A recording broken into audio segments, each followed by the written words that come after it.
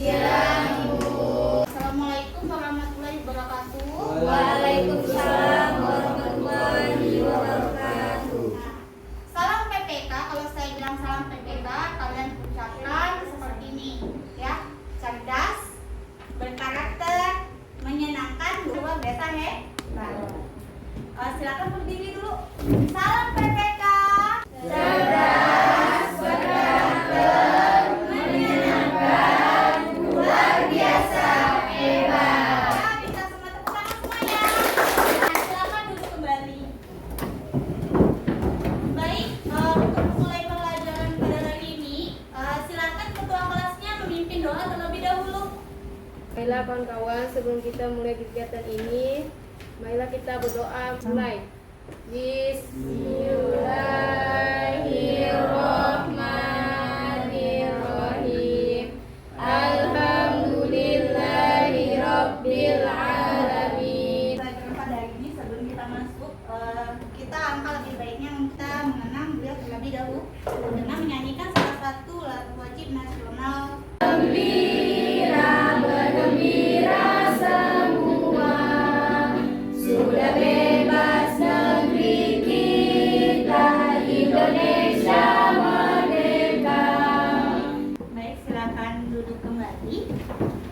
Minggu lalu kita sudah masuk ke dalam materi pembelajaran. Ya. Sebelum masuk ke dalam materi pembelajaran, alangkah lebih baiknya saya absen dulu.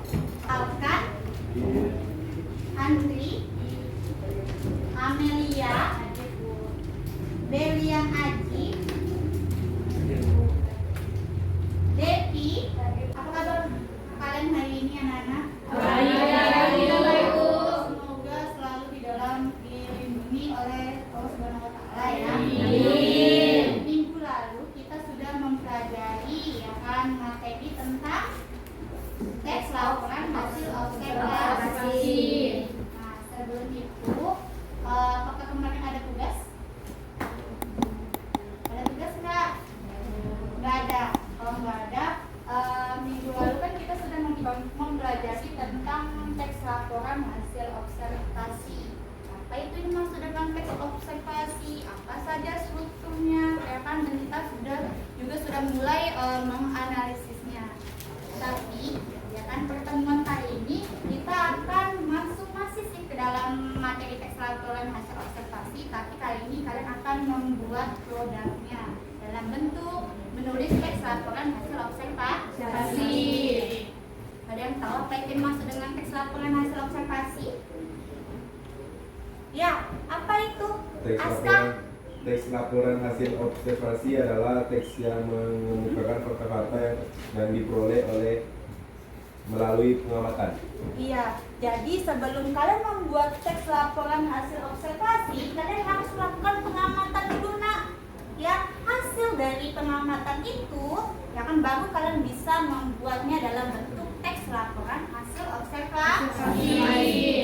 Ada berapa sih struktur teks laporan hasil observasi? Angkat tangan bagi yang tahu. Ya, Fadila. Ada 3, Bu. Apa itu? Pernyataan umum, deskripsi Ya. bagian, dan deskripsi manfaat. Ya, pernyataan umum. Nah, pernyataan umum ini biasanya yang kita sebut dengan ya, definisi umum. Nah, di dalam definisi umum ini nanti kalian akan membahas tentang asal usulnya, pengertiannya. Dari mana sih objek, misalnya ya, misalnya ini adalah manusia. Pengertian manusia manusia adalah bla bla bla bla. Kan kayak gitu. Terus kata dari manusia itu berasal dari bahasa apa? Bagian. Apa itu deskripsi bagian? Ada yang tahu? Ya, dinasti. Deskripsi bagian adalah suatu bagian yang menjelaskan detail atau keseluruhan mengenai objek atau bagian-bagiannya atau perincian bagian-bagian hal yang dilaporkan. Ya, intak sekali ya. Jadi di dalam deskripsi bagian ini nanti kalian akan membahas tentang ciri-cirinya, jenisnya, bagian-bagian. Ya. Setelah itu masuk ke dalam deskripsi manfaat. Apa itu deskripsi manfaat? Ya, lupa. Bagian yang merupakan penutup dari teks laporan hasil observasi. Ya, di sini itu sudah mulai masuk ke dalam manfaat objek yang kalian teliti. Sebelum kita masuk ke dalam materi teks laporan, menulis teks laporan hasil observasi, ada beberapa hal yang nanti akan kita dapatkan. Namanya kita mempelajari sesuatu otomatis ada tujuan yang ingin dicapai. Nah, tujuan yang pertama itu siswa mampu menulis teks observasi dengan memilih topik yang tepat, atau kalian harus sudah menentukan saya mau memilih objek ini. Nah, ini tujuan yang kita harus dapatkan pada pertemuan kali ini. Anak-anak semuanya, kemarin ya kan saya sudah mengirimkan bahan atau LKPD di grup kelas kita. Ada yang sudah buka semuanya? Sudah. Kalian saya wajibkan untuk membawa handphone pada hari ini. Untuk kita mempermudahkan kita dalam proses pembelajaran. Ya, lanjut di sini ada link bahan sudah saya kirim beserta dengan LKPD-nya. Terus nanti kalian akan membuat produk. Produk itu nanti akan kalian kirim ke nomor WA saya. Ini ada gambar apa, Aska? Mohon Bapak Bu. Pohon kelapa. Kamu suka pohon kelapa? Suka. Ya, semua ada yang tidak suka pohon kelapa. Buah kelapa di sini? Suka semua. Ya, semuanya suka. Terus apakah pohon kelapa ini bisa dijadikan objek untuk menulis teks laporan hasil observasi? Bisa. Kenapa dibilang bisa? Ya, karena ini bisa bermanfaat loh untuk kalian. Dengan kalian meneliti atau kalian mengamati, kalian bisa tahu manfaatnya penggunaan dari si buah kelapa atau kelapa tersebut. Nah, sebelum kita masuk ke dalam menulis teks laporan hasil observasi, sampai sini ada yang ingin ditanyakan? Ada. Yakin? Ini ya. Kita lanjut. Nah, silakan kalian menonton teks laporan hasil observasi. Dilihat dengan Assalamualaikum warahmatullahi wabarakatuh. Selamat pagi anak-anak Bunda yang hebat. Bertemu kembali dengan Bunda Reni Agustina pada pelajaran Bahasa Indonesia. Masih membahas tes laporan hasil observasi. Kali ini kita akan praktik ya anak-anak. Kita akan belajar keterampilan bagaimana langkah-langkah menyusun teks laporan hasil observasi, penggunaan kata, frasa, dan lain-lain. Nah, baik. Jadi, ada yang mau ditanyakan? Paham? Nah, ini merupakan langkah-langkah menulis teks laporan hasil observasi. Jadi, yang pertama yang harus kalian lakukan itu adalah menentukan objek. Setelah kamu menentukan objek, baru mencari informasi berupa referensi. Nah, ini ada contoh bentuk teks laporan hasil observasi, tapi sudah dibuat sedemikian rupa bagusnya dalam bentuk video. Nanti akan kalian buat juga seperti ini. Nah, kita kan bisa menggunakan aplikasi Canva maupun aplikasi Capcut, TikTok dan lain-lainnya. Nah, ini simak sama-sama contoh teks laporan hasil observasi yang dibuat dalam bentuk video. Buat kayak gini.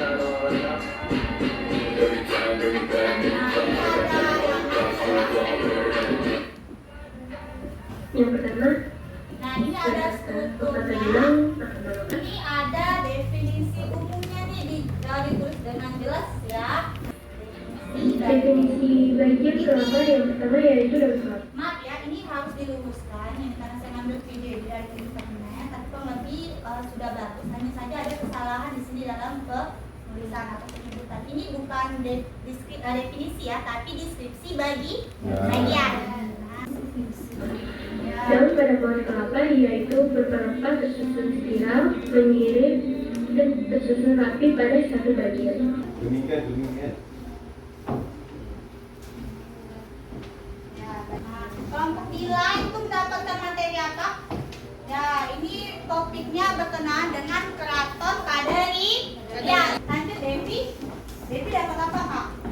Nah, kucing. Nah, dan nanti objeknya yang akan diobservasi itu atau objeknya yang akan diobservasi itu adalah kucing. Nah, itu adalah tanaman ladi ya.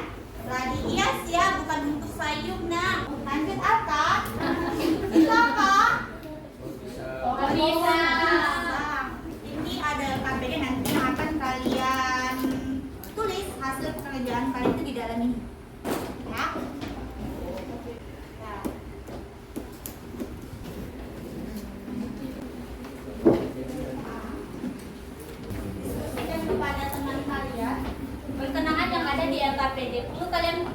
lagi bahwa di dalam LKPD itu ada yang harus kalian tulis di sini. Sama kan persis kan yang ada di dalam LKPD kalian. Nah, perhatikan, tentukan topiknya. Jadi topik apa yang tadi sudah kalian dapatkan? Pokok pisang. Ya, ada pokok pisang, ada yang padi hias, ada kucing, dan ada ragam pada di. Silakan dikerjakan. Nah, untuk mengefisienkan waktu kita bagi kontraknya. Yang pertama, kalian menentukan topik itu 5 menit. Nah, itu sudah ya. Nah, lanjutannya itu adalah menyusun informasi itu 10 menit. Jadi totalnya itu ada sekitar 45 menit untuk kalian mengerjakan. Nah, di sini Devi menentukan apa? Definisi umum misalnya kan, karena bagian. Oke, langsung tulis di sini. Bacanya dulu di internet nih, gunakan HP-nya. Nah, definisi umumnya itu apa? Deskripsi bagiannya itu apa? Nah, di sini siapa yang deskripsi bagian?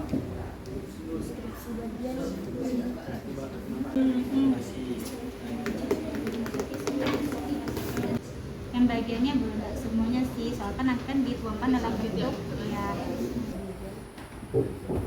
Nah, daftar dulu dong. Ingat ya, tulisan itu menjadi poin nilai juga untuk saya ya. Apalagi kalau besar kecilnya, tanda bacanya, paragrafnya koheren ya kan. Nah, itu lebih kelompok apa namanya? Pisang, Bu. Oh, nama kelompok. Ya, nama kelompok Minions. Minion. Baik. Siapa di sini yang jadi moderator? Dinasti. Bentar ya. Wahid. Pemapa materi. Nur Fadila. Yang ini anggota. Namanya Aji. Nah, silakan untuk mengefisienkan waktu saya langsung saja kepada moderator dari kelompok Minion. Ya, dan silakan untuk memaparkan hasil kerjaan kalian. Silakan. Assalamualaikum warahmatullahi wabarakatuh. Waalaikumsalam warahmatullahi wabarakatuh. Baiklah, kami dari kelompok 2 ingin mempresentasikan hasil presentasi kami yang berjudul Pohon Pisang. Sebelum mulai presentasi kami ingin memperkenalkan diri kami masing-masing. Perkenalkan, nama saya Dinasti sebagai moderator. Saya Nur Fadila sebagai pembawa materi. Saya Manila sebagai penulis. Saya Aji sebagai anggota. Baiklah, saya akan mulai presentasi kami. Nur Fadila dipersilakan. Assalamualaikum warahmatullahi wabarakatuh. Waalaikumsalam. Oke, di sini saya akan mempresentasikan tentang pohon pisang yang sudah kami observasi dari kelompok kami. Di sini ada struktur teks laporan hasil observasi. Itu ada 3, yaitu yang pertama definisi umum, deskripsi bagian, dan deskripsi manfaat. Nah, di bagian definisi umum, pohon pisang atau Musa paradiesca adalah tanaman berbentuk terna raksasa dengan batang semu yang permukaannya terlihat bekas pelepah daun. Yang kedua ada bagian deskripsi bagian. Tinggi pohon ini dapat mencapai 3 meter. Pohon pisang. Yang pertama ada daun pisang, yang kedua ada buah pisang, ada jantung atau bunga pisang, yang keempat ada batang pisang, dan yang terakhir itu ada akar pohon pisang. Pohon pisang mempunyai sistem perakaran serabut atau juga disebut akar rimpang. Pisang memiliki bentuk yang bulat silindris dan berlapis-lapis. Selanjutnya yaitu daun. Daun pohon pisang ini cukup khas dan unik karena memiliki ukuran yang besar dan lebar. Yang selanjutnya adalah bunga. Pohon pisang juga menghasilkan bunga atau yang lebih dikenal dengan sebutan jantung pisang. Dan selanjutnya yaitu buah. Buah pisang tumbuh setelah bagian bunganya keluar. Bagian yang pertama kali tumbuh adalah bakal buah yang dikenal dengan sebutan sisir. Sekian dari presentasi kami. Saya kembalikan ke moderator. Apakah ada yang ingin bertanya? Amel dari kelompok 1 ingin bertanya. Jantung pisang dikenal dengan istilah. Saya akan menjawab pertanyaan teman-teman tadi. Yang pertama, kelompok pertama dari Amel. Dengan pertanyaan jantung pisang dikenal dengan istilah. Jantung pisang dikenal dengan istilah buah pisang karena buah pisang mirip seperti jantung manusia. Paham, Amel? Paham. Baik, terima kasih atas jawabannya. Lanjut kesimpulan. Saya akan memberikan kesimpulan dari materi yang telah kami sampaikan, yaitu adalah pohon pisang merupakan tanaman dikotil, memiliki akar serabut, batangnya dapat dijadikan pakan ternak, daunnya juga dapat dijadikan bahan untuk membungkus makanan. Dan dari kesimpulan saya, terima kasih. Sekian dari kelompok kami. Akhir kata, wabillahi taufiq wal hidayah. Wassalamualaikum warahmatullahi wabarakatuh. Waalaikumsalam warahmatullahi wabarakatuh. Baik, semuanya tepuk tangan untuk kelompok 2, kelompok Minion. Ya, tepuk tangan. Sudah bagus ya, nanti tinggal diperbaiki lagi saja dalam penyampaiannya. Baik, kita lanjuti kelompok siapa lagi yang ingin silakan angkat tangan. Nah, baik, silakan kelompok wacana. Ini kepada kelompok yang mengambil untuk mengefisienkan waktu, silakan kakak. Siapa moderatornya? Ya, Devi, nulisnya Amel, terus kamu kak memapak materi. Nah, baik, silakan saya langsung kepada moderatornya. Assalamualaikum warahmatullahi wabarakatuh. Waalaikumsalam warahmatullahi wabarakatuh. Sebelumnya saya mengucapkan terima kasih kepada Bu Lia sebagai guru bahasa Indonesia, dan saya mengucapkan terima kasih kepada teman-teman semua yang telah hadir pada hari ini. Saya sebagai Devi Sela Pratiwi sebagai moderator presentasi kali ini, dan sebelah saya ada Amelia Putri sebagai Menulis. di sebelah saya ada Kana sebagai pemaparan materi.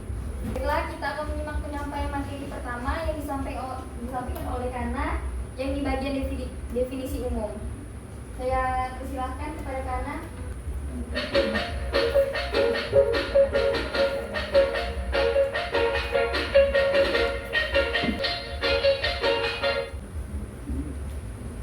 Saya sebagai pemapar materi akan menjelaskan mengenai kucing.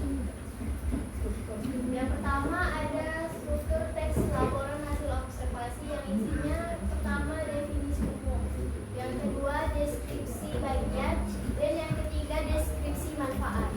Sini ada kucing adalah hewan populer yang berasal dari kelas mamalia, jenis karnivora, binatang pemakan daging dari keluarga Felidae yang sudah dijinakkan selama ribuan tahun. Deskripsi bagian.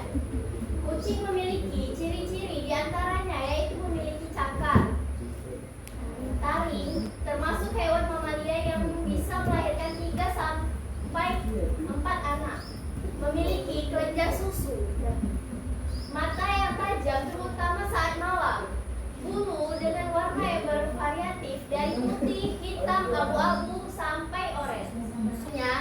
Ini adalah jenis-jenis kucing yang berdasarkan ras. Lanjut deskripsi manfaat. Sekian dari saya, terima kasih. Terima kasih kepada Kana yang telah memaparkan materi pada hari ini. Baiklah, saya akan membuka sesi pertanyaan 2 soal. Silakan teman-teman yang mau bertanya. Soalnya, Apa perbedaan kucing Persia dan kucing Anggora? terima kasih atas pertanyaannya Rizky. Baiklah, saya akan menjawab pertanyaan dari Rizky. Anggora ramping dan halus dengan bulu-bulu ekor yang panjang. Sementara kucing Persia terlihat lebih gemuk daripada kucing Anggora. Kucing Persia juga lebih pendek dan gempal. Baiklah, sekian dari saya kembalikan pada moderator. dapat memperluas wawasan dan beragam jenis-jenis kucing dengan memelihara kucing dapat membantu menghilangkan stres. Baiklah, terima kasih atas perhatiannya teman-teman. Sampai jumpa di presentasi selanjutnya. Sekian dari kami. Wabillahi taufiq wal hidayah. Wassalamualaikum warahmatullahi wabarakatuh. Waalaikumsalam warahmatullahi wabarakatuh. Baik, semuanya tepuk tangan dong untuk Nah, baik, kita lanjuti ke kelompok yang selanjutnya. Ini kelompok apa? Sharing space. Harus saya pemilik moderator dan kamu memperkenalkan pemapar materi untuk mempresentasikan hasil kerja kelompok kami.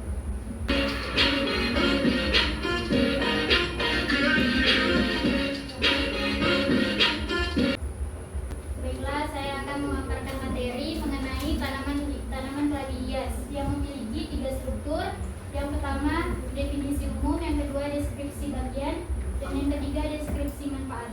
Sekian dari saya kembalikan kepada moderator. Selanjutnya kami akan membuka sesi tanya jawab. Baik, silakan sebutkan namanya dan kelompoknya. Nama saya Karna dari kelompok Wacana. Mengapa tumbuhan keladi tidak pernah berukuran 1 meter? Terima kasih atas pertanyaannya. Kami akan menjawab kelompok anak. Pada umumnya, tanaman keladi sangat jarang membentuk ubi yang membesar, karena itu tanaman keladi tidak pernah berukuran 1 meter. Apakah sudah jelas dari kelompok kami? Alhamdulillah sudah. Terima kasih. Jadi simpulan yang dapat kita ambil dari penjelasan tanaman keladi hias tadi, keladi ini merupakan kelompok tumbuhan genus kalsium. Kalau dalam bahasa sehari-hari, keladi bisa dipakai untuk menyebut tumbuhan yang lain masih sekerabat namun tidak termasuk kalsium. Sekian presentasi kelompok kami. Saya mewakili teman-teman saya memohon maaf apabila dalam penyampaian kami ada yang salah atau tidak jelas. Terima kasih. Wassalamualaikum warahmatullahi wabarakatuh. Waalaikumsalam warahmatullahi wabarakatuh. Silakan tepuk tangan dong untuk kelompok keladi. Silakan duduk dong. Baik, kita lanjutkan langsung kepada kelompok 4. Baik ya, ini kelompok terakhir pada hari ini ya, kelompok Keraton Kadaria ya. Nah, untuk mempersingkat waktu, saya lanjutkan saja kepada moderatornya siapa? Rizky, penulisnya, Tina, dan pemapar materinya. Ya, selanjutnya artinya anggota ya. Nah, saya persilakan kepada Rizky untuk menyampaikan memimpin presentasi dari kelompoknya. Assalamualaikum warahmatullahi wabarakatuh. Waalaikumsalam warahmatullahi wabarakatuh. Kami hormati Ibu Dahlia sebagai pembimbing mata pelajaran Bahasa Indonesia dan para audien di sini. Perkenalkan, kami dari kelompok 4 akan mempresentasikan teks laporan hasil observasi tentang Keraton Kadaria. Untuk mempersingkat waktu, saya persilahkan untuk rekan saya agar memaparkan materi yang bertema Keraton Kadaria. Kepada pemateri utama saya persilahkan.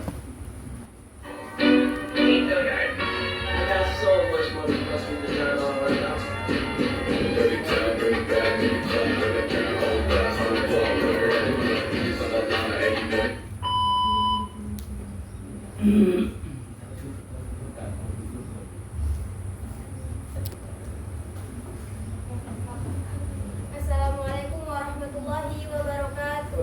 Waalaikumsalam warahmatullahi wabarakatuh. Di sini saya akan memaparkan materi yang bertema Keraton Kadaria. Di sini ada struktur teks laporan hasil observasi. Yang pertama, definisi umum, yang kedua, deskripsi bagian, yang ketiga, deskripsi manfaat.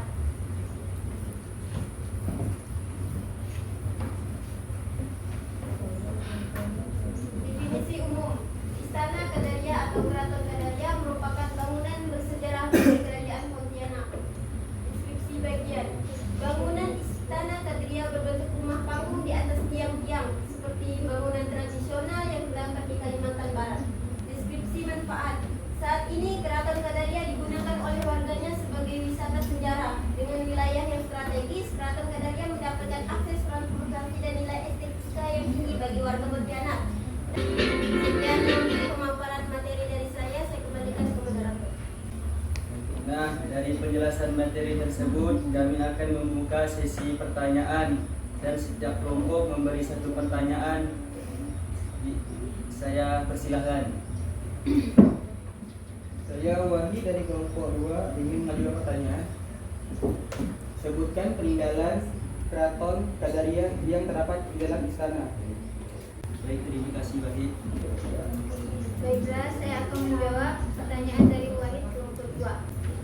Yang masih tersimpan atau masih terjaga adalah bukti singgasana raja, keris, pusaka, tombak pengobatan, pedang, cermin seribu, dan yang terakhir baju kesultanan. Kesimpulannya adalah Ratu Gadalia merupakan objek wisata terbuka untuk umum. Presentasi kami pada hari ini, saya mewakili kelompok 4. Apabila ada kesalahan atau kekurangan, mohon dimaafkan. Akhiri, billahi taufiq wal hidayah. Wassalamualaikum warahmatullahi wabarakatuh. Waalaikumsalam warahmatullahi wabarakatuh. Baik, beri aplaus dong untuk kelompok karya kita. Sangat bagus dan sangat luar biasa sekali ya kegiatan kita pada hari ini. Nah, silakan duduk dan pulang ke tempat. Nah, baik semuanya, hari ini kegiatan kita sungguh sangat super sekali ya. Nah, beri aplaus untuk kalian semua. Sebelum mengakhiri kegiatan kita pada hari ini, ya, saya akan mengirimkan evaluasi hasil pembelajaran pada hari ini. Nah, kalian silakan buka grup WA-nya. Link itu akan saya kirim ke grup tersebut. Sudah saya kirim, silakan kalian buka dan kalian kerjakan. Saya beri waktu 5 menit untuk kalian mengerjakannya. Kerjakan semampunya saja. Sudah? Sudah selesai semuanya? Saya cek ya, ada 13. Ada yang belum mengirim ini? Siapa yang belum mengirim? 14. Kami udah, Bu. Nah, baik ya. Jadi ini semuanya terekam ke saya. Nanti nilainya akan saya kirim di grup pembelajaran kita. Ya.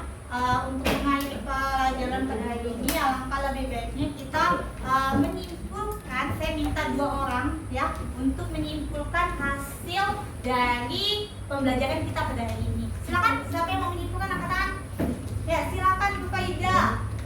Dan hari ini adalah bahwa teks laporan hasil observasi dapat dilakukan berdasarkan observasi secara langsung dan dituangkan dalam bentuk teks laporan hasil observasi. Adapun cara menulis teks laporan hasil observasi tidak terlepas dari struktur teks laporan hasil observasi tersebut.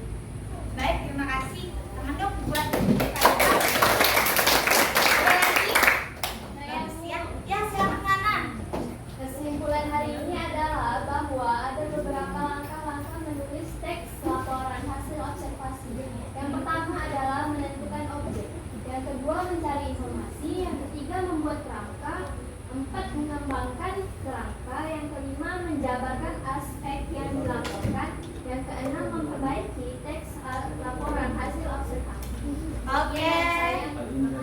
Baik ya, terima kasih Gana. Tepuk tangan dulu dong buat Gana. Nah, jadi kesimpulannya bersama pada hari ini, kalau kita ini membuat teks laporan hasil observasi, kita harus apakan dulu nah? Harus